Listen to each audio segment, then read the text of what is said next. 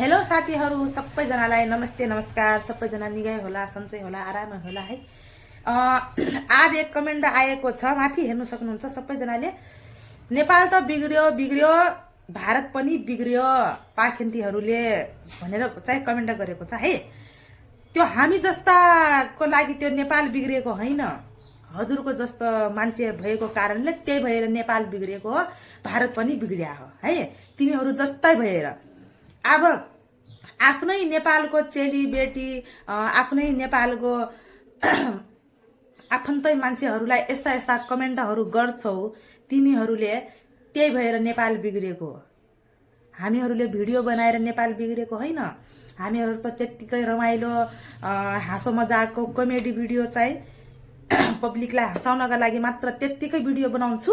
तर तिमीहरू चाहिँ के गर्छौ भनेपछि नेपाल बिगार्ने काम चाहिँ तिमीहरू गर्छौ, हामीहरू गर्दैनौ है। हामीहरू त खालि त्यत्तिकै भिडियो मात्र बनाउँछौ। अब तिमी को हो, कहाँको हो मलाई थाहा छैन, तर तिम्रो कमेन्ट चाहिँ यस्तो यहाँ आएको छ है। अब त्यो भिडियोमा के खराबी छ? जो नेपाल त बिग्रियो बिग्रियो, भारत पनि बिग्रियो भनेर भनेका छौ। नेपाल हामीले बिगाडेको हो?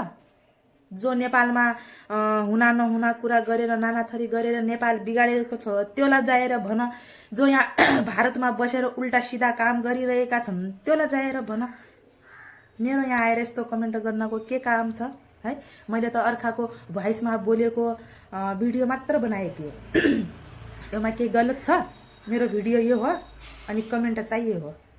ल साथीहरू भन्नुहोस् त यसमा के खराबी छ, कमेन्ट गर्नु त।